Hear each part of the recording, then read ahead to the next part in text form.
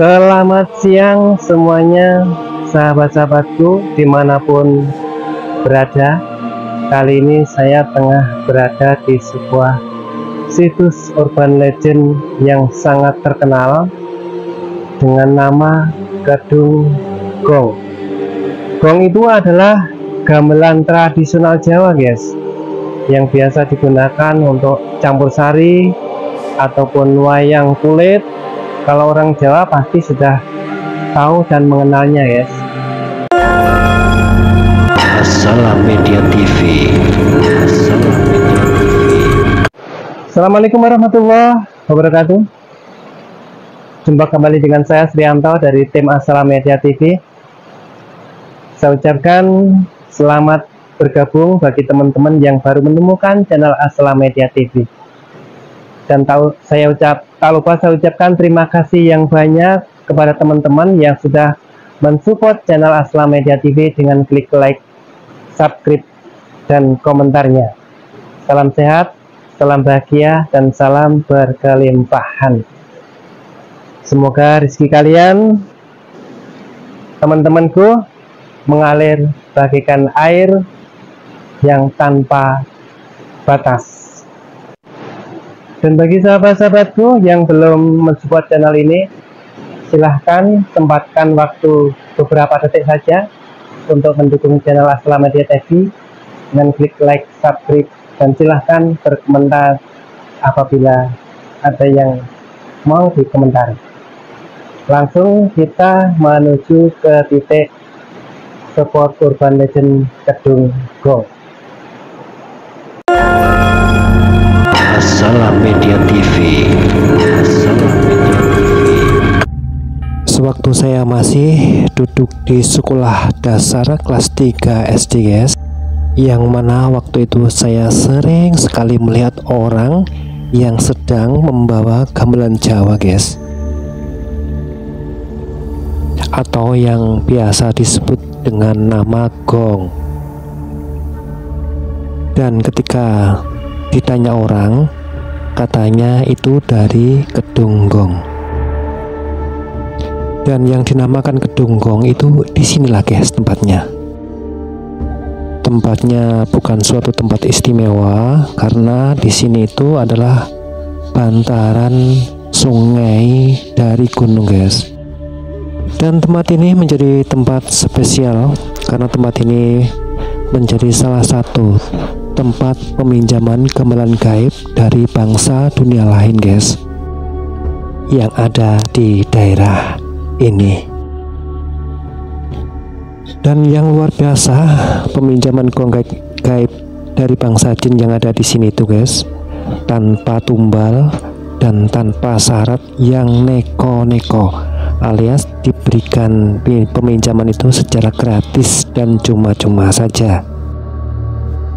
Hubungan komunikasi antara manusia dan bangsa jin yang ada di sini itu hubungan silaturahminya itu di luar nalar, guys.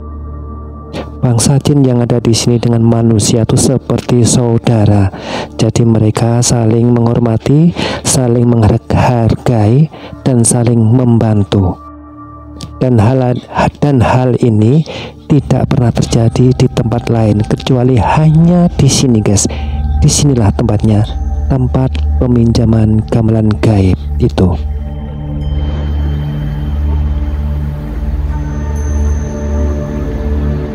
Sebelum memulai penelusuran, sebagai adab sopan santun saya meminta izin dulu, ya, guys. Walaupun keberadaan mereka tidak kita lihat, aku yakini mereka ada. Untuk itu, saya sebelum mulainya saya harus minta izin dulu. Bismillahirrahmanirrahim. Assalamualaikum warahmatullahi wabarakatuh.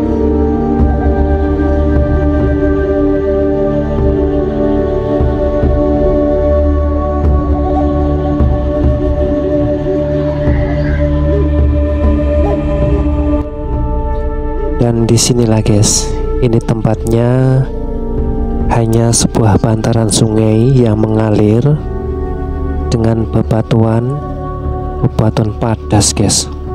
Tapi sebenarnya tempat ini kalau kita melihat dengan kacamata batin, bagi mereka orang-orang tertentu yang memiliki indera keenam, sebenarnya di sini itu berdiri sebuah gedung yang sangat mewah, yang di dalamnya itu tempat berisi berbagai macam gamelan Jawa yang dimiliki oleh bangsa jin guys. Dan disinilah yang biasa dulu bagi para warga yang sedang hajatan, yang sedang punya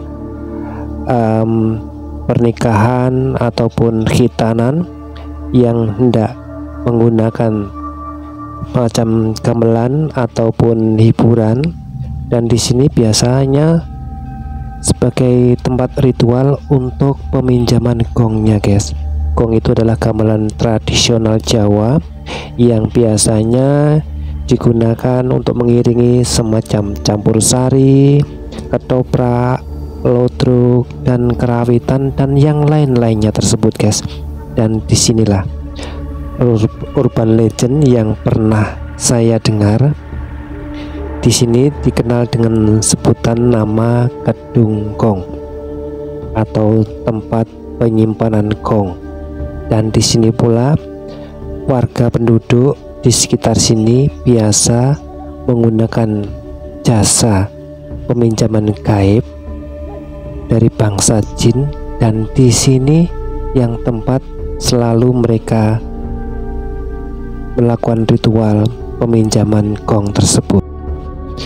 Dan setelah prosesi ritual peminjaman gong gaib yang disetujui oleh bangsa jin yang ada di Kedung Gong sini guys, dan disinilah, di pelataran sinilah padas ini, maka gong-gong itu atau gamelan-gamelan tradisional Jawa itu akan ditaruhnya, dan itu bebas digunakan. Dan luar biasanya peminjaman gong ini yang telah disetujui dari bangsa gaib, dari penghuni makhluk jin yang ada di sini itu tanpa tumbal dan tanpa persyaratan khusus guys. Hanya kita saling menghormati, saling menjaga keberadaan bangsa gaib dan keberadaan bangsa manusia yang di situ terjalin sangat eratnya guys. Dan istimewanya gamelan-gamelan gaib yang dipinjamkan oleh bangsa jin tersebut di sini itu apabila sudah dipukul atau dibunyikan, itu yang luar biasanya terdengarnya itu sampai ke manca desa yang jauh sana guys. Jadi begitu musik atau gamelan yang sudah dipinjam dari tempat sini sedang dibunyikan, maka orang-orang dari desa sebelah, desa yang jauh sana tuh mendengarnya, pasti mereka akan menduga-duga itu bunyi dari mana ya. Dan bagi mereka yang sudah tahu, pasti dia akan mengatakan, oh itu gong yang dipinjam dari Kedung Gong sana. Makanya suaranya pun terdengarnya sampai di jauh sana. Dan di bawah padas ini guys, itu merupakan sebuah gua air yang sangat dalam. Pokoknya itu luar biasa dalamnya, itu entah sampai di mana tembusnya. Yaitu gua, di dalam air ini terdapat lorong gua yang sangat dalam sekali. Makanya kedungan di sini pun, kedungan ini sebenarnya kedungan yang sangat dalam, yang luar biasa banget dalamnya, entah seberapa kedalamannya. Saya ulangi lagi, setelah prosesi peminjaman disetujui oleh bangsa gaib yang di sini itu guys, dan di pelataran sinilah tiba-tiba gong itu bermunculan di sini, lengkap dan komplit semuanya. Dan nanti pun setelah prosesi peminjaman penggunaan selesai, ditaruhnya di tempat ini pula guys. dan akan tiba-tiba menghilang secara gaib, disembunyikan oleh pemilik gong yang ada di gedung ini. Dan tempat prosesi ritual yang biasa digunakan itu di sini, guys. Tempatnya membaca doa-doa, meminta izin untuk peminjaman tuh di sini. Di bawah jembatan sini ada tempat pelataran khusus yang digunakan untuk upacara ritual peminjamannya. Setelah prosesi ritual peminjaman terjadi dan dari bangsa gaib diberikan, maka disitulah, guys, di situ tempatnya tiba-tiba muncul perangkat gamelan gaibnya dari gong itu lengkap dan komplit. Di situ tiba-tiba ada di situ tempatnya, guys. Hubungan yang harmonis yang terjalin antara manusia dan bangsa gaib di sini itu sangat luar biasa banget, guys. Jadi peminjaman ini diberikan tuh secara gratis, tanpa tumbal dan tanpa persyaratan yang neko-neko, guys. Pokoknya dipinjamkan secara gratis, asal nanti pengembaliannya itu juga dikembalikan dengan baik-baik dengan ritual ucapan terima kasih, guys. Baik di samping kanan dan samping kiri itu terdapat gua air yang sangat dalam, guys. Itu luar biasa banget dalamnya, dan kedalamannya tidak berujung. Jadi entah berapa meter, entah berapa kilo dalamnya, itu sangat luar biasa banget kedalamannya. Dan di gedungan sinilah saya waktu kecil, sewaktu masih umur sekitar 8, 9, 10 tahun itu mandian di sini dengan teman-teman tuh banyak sekali, antara 4 sampai 5 orang itu mandian di sini, guys. Karena waktu masih kecil jadi tidak tahu bahwa tempat ini sebenarnya tempat yang angker, tapi kami beramai-ramai mandi di sini. Tapi tidak sampai masuk ke tengah-tengah, guys, hanya di pinggiran saja untuk mencari ikan-ikan kecil atau udang-udang kecil. Yang namanya juga anak-anak kecil yang tidak tahu menahu soal kegaiban. Jadi mandinya kami di sini tuh bersama dengan teman-teman tuh sukaria jauh-jauh hanya untuk mencari tempat pemandian gedungan yang di sini ini, guys. Ini tempat saya mandi waktu saya masih kecil.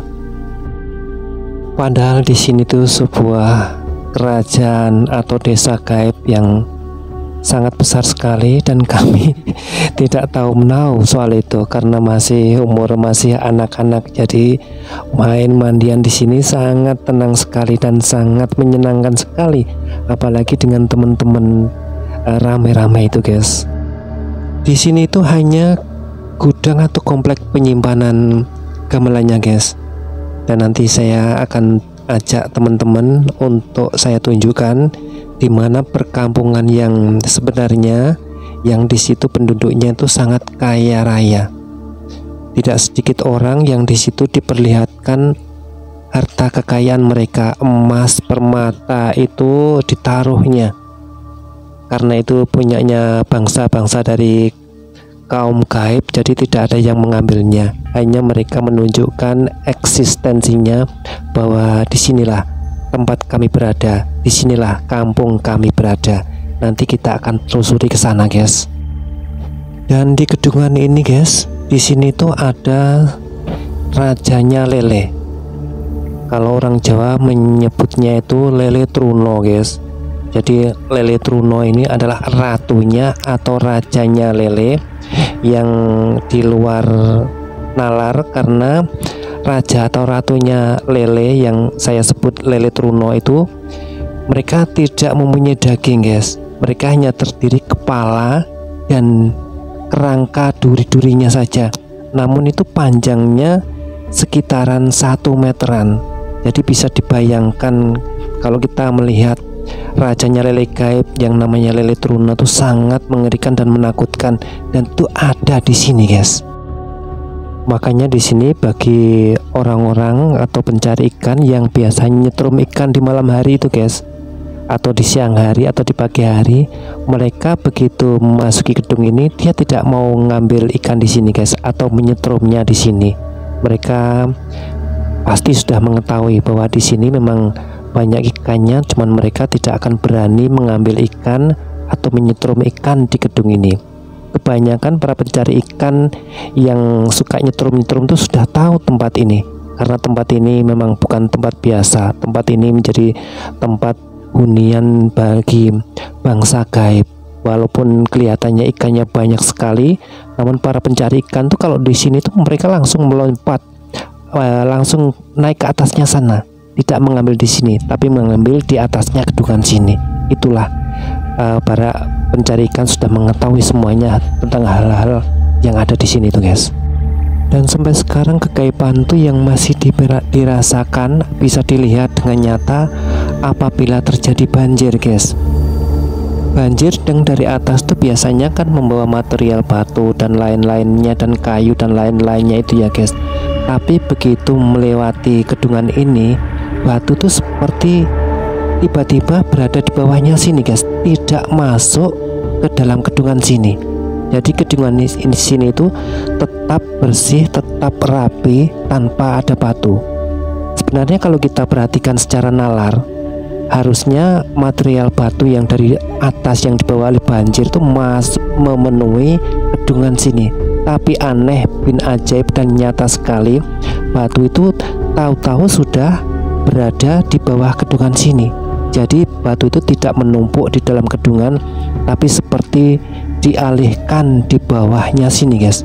Seperti jadi batu itu langsung banyak menumpuk di bawahnya, yang kemudian kalau kita perhatikan di gedungannya itu sangat bersih sekali, tidak ada batu sedikit pun, tidak ada material yang menumpuk di dalam gedungan ini.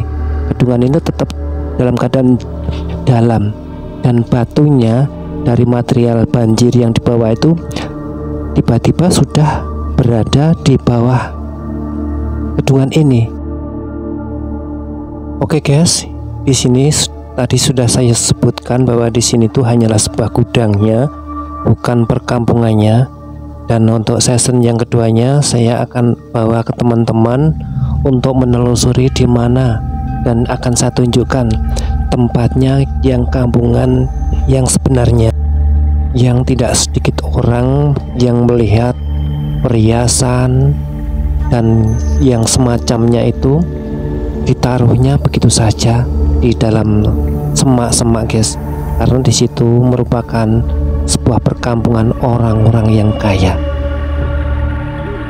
Simak dan pantau terus season yang kedua guys, yang akan saya tunjukkan. Saya akan mengeksplor, akan menunjukkan kepada teman-teman di mana tempat perkampungannya selain yang ada di sini, karena di sini tuh hanyalah gudangnya atau tempat penyimpanan gongnya, bukan perkampungan yang sebenarnya. Season yang berikutnya saya akan mengeksplor di mana tempat yang tadi saya sebutkan, sebuah perkampungan orang-orang kaya. Nantikan ya guys season yang kedua. Kita akhiri sampai di sini untuk season yang pertama ini, dan saya ucapkan terima kasih untuk teman-teman yang sudah support channel Assalam Media TV. Berkah barokah melimpah seperti aliran air sungai yang ada di video ini. Assalamualaikum warahmatullahi wabarakatuh. Assalam Media TV. Assalam.